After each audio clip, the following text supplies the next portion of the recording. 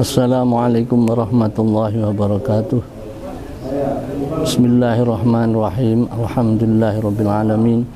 Wassalatu wassalamu ala sayyidina Muhammadin Rasulillah wa ala alihi wa ashabihi wa mawalah. La haula wala quwata illa billah. Amma ba'du. Para pemirsa Nahnu TV yang senantiasa semoga mendapatkan limpahan rahmat dari Allah Subhanahu wa taala, rahimakumullah. Pada sore hari ini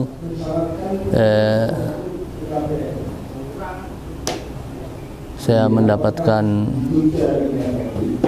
jatah menyampaikan tema tentang nuzul Quran.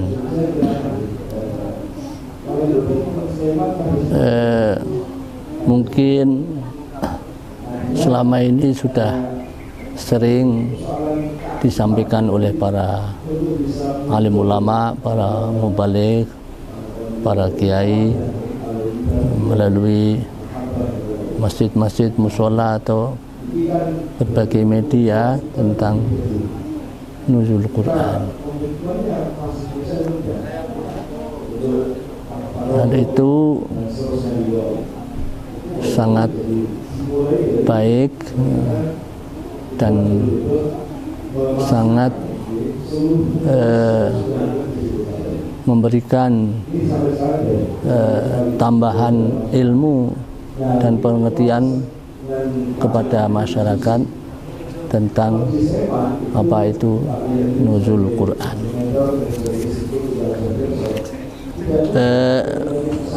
Saya membaca sebuah kitab, yang kitab ini adalah kitab kajian ilmiah yang judulnya Yaumiyat As-Sirah An-Nabawiyah Al-Musyarrafah, ya.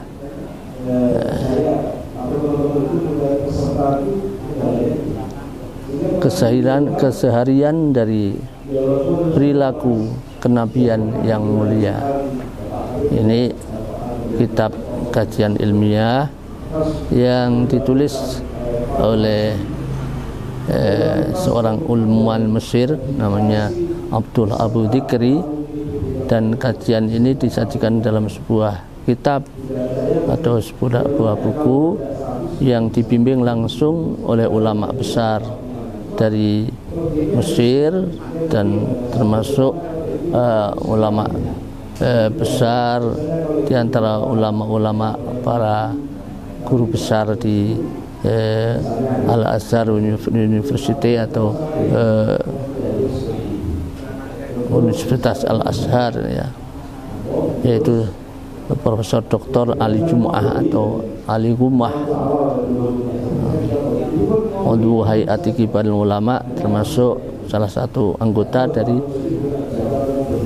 ulama-ulama besar di Al-Azhar.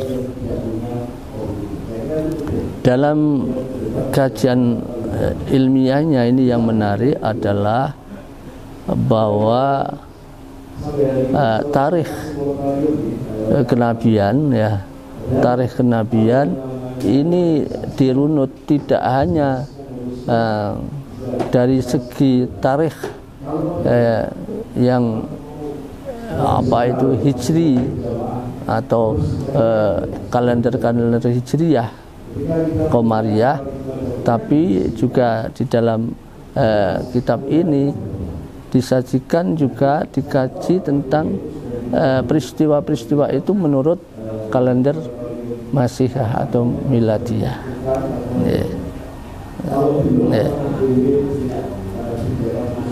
Nah, termasuk yang ditulis di sini kalender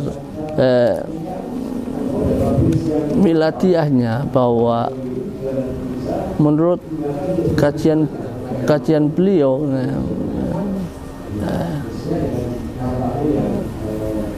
menurut kajian Abdullah Abu Dikri,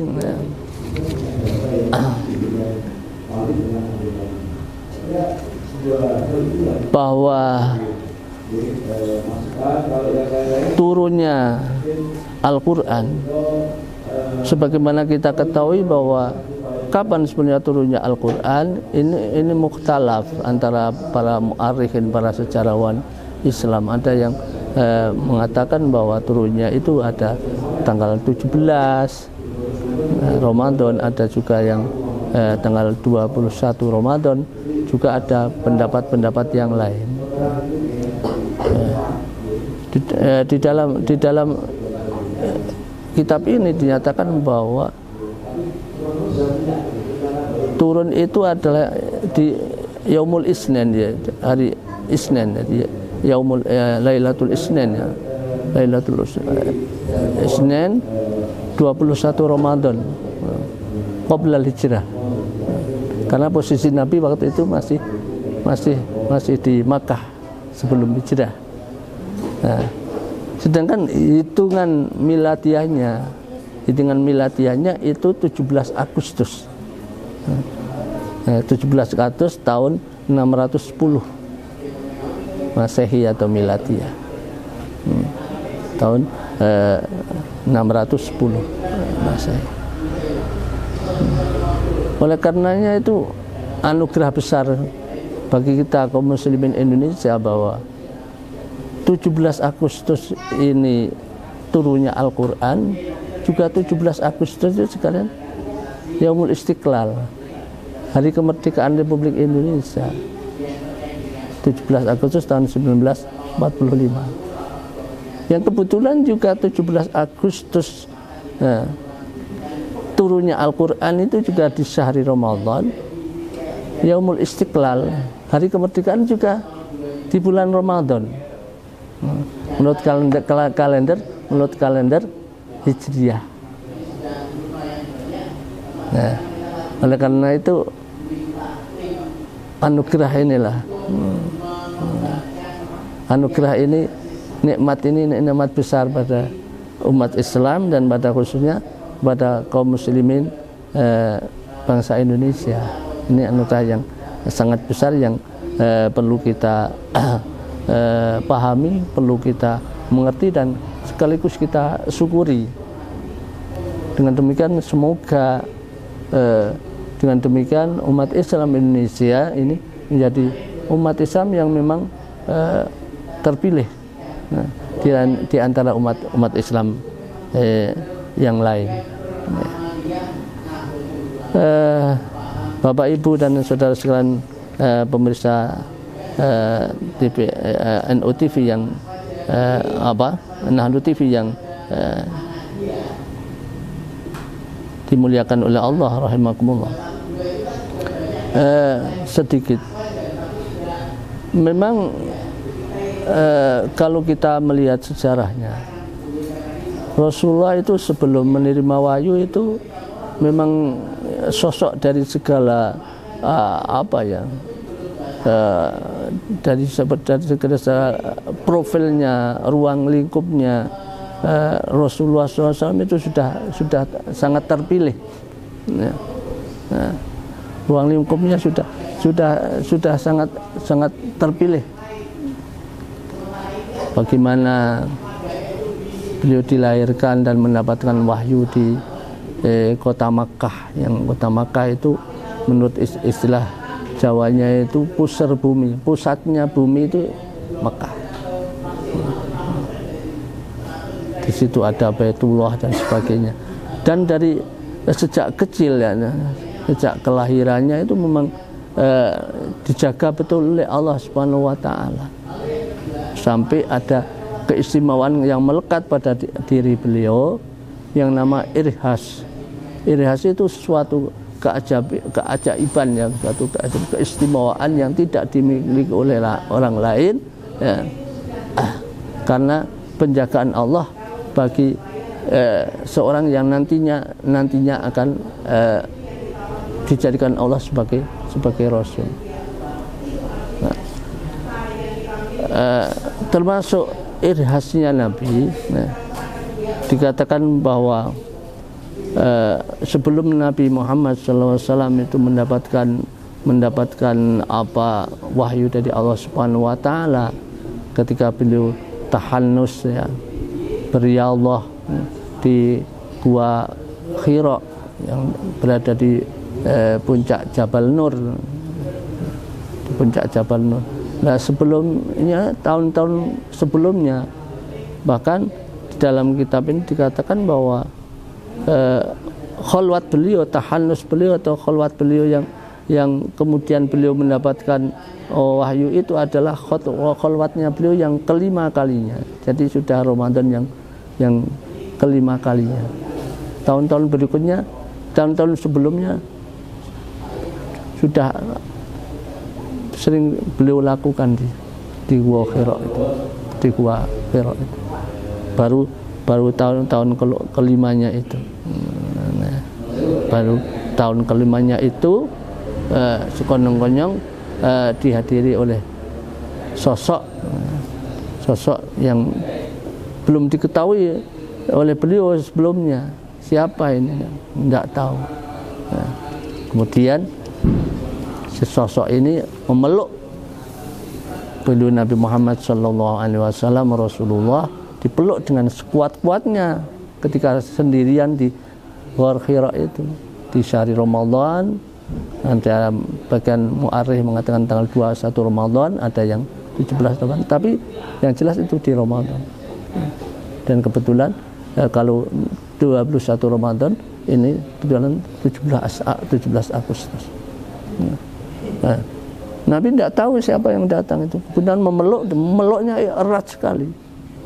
Bahkan sampai kan Nabi itu mengira bahwa ini mungkin sosok ini akan membunuhnya, sehingga beliau akan mati akan meninggal ditekan atau dipeluk saking kuatnya. Tidak tahunya kemudian apa yang dibimbingkan oleh beliau adalah Iqra bismi rabbikal ladzi khalaq khalaqal insana min 'alaq iqra wa rabbukal akram alladzi 'allama bil qalam 'allamal insana ma lam ya'lam.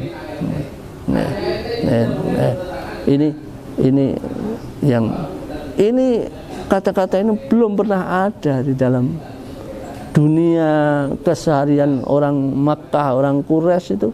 Kata-kata ini belum pernah ada. Belum pernah dikenal oleh orang yang biasa berbahasa Arab. Ya bahasanya bahasa Arab. Karena apa? Karena Rasulnya, nabinya nabi bahasanya bahasa Arab.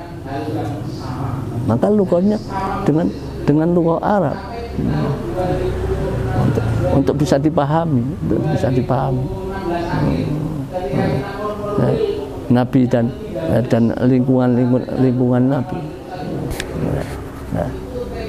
Nah, selanjutnya secara ringkas setelah itu sampai 3 kali memeluknya itu baru dikatakan Iqra bismi rabbikal ladzi khalaq. Kemudian Nabi menirukan itu dengan terbata-bata, tapi belum mengerti siapa itu beliaunya. Baru ketika itu dalam suasana malam itu, setelah itu Nabi sangat ketakutan. Punya apa yang terjadi ini? Terjadi sangat ketakutan. Kemudian ketika beliau turun dari Jabal Nur itu dan sampai ke wasatal jibal, ke tengahnya itu, kemudian ada suara, ada suara yang sangat berwibawa, bahwa ada suara itu adalah suara apa? Suara dari langit, ya. Nampaknya dari tempat, ya Muhammad anta Rasulullah wa ana Jibril. Ya Muhammad anta Rasulullah wa ana Jibril.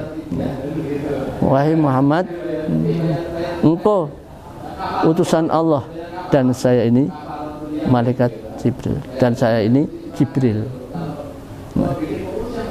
Sampai kayaknya Nabi sempat berhenti beberapa saat, maju tidak, mundur tidak, di situ mendengarkan ya Muhammad anta Rasulullah wa ana Jibril.